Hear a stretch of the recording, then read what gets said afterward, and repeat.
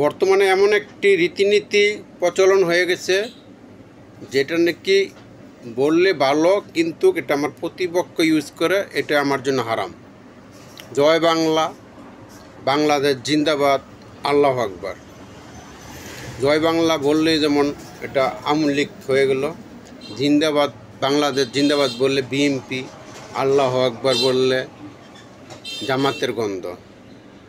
আল্লাহু আকবার কি খারাপ শব্দ?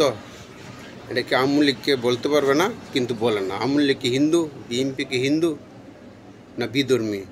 আল্লাহু আকবার তো একটা ভালো শব্দ, এটা যে কেউ, কিন্তু দেখবেন কখনো আওয়ামী লীগ কিংবা বিএনপি বা অন্য কেউই আল্লাহু আকবার বলে না। আর জামাত তো কখনোই জয় বাংলা বলবে না। জয় বাংলা কি খারাপ শব্দ?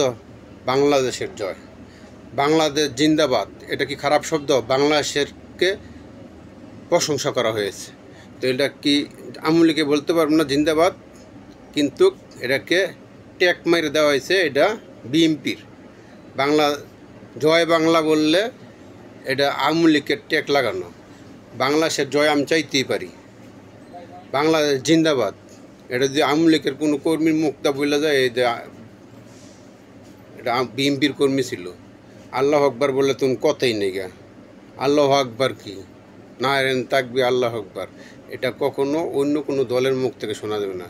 এটা যাই বললাম, অন্য যদিও ভালো হয়ে থাকে, কিন্তু অন্য দলে ইউজ করলে এটার জন্য হারাম হয়ে গেছে।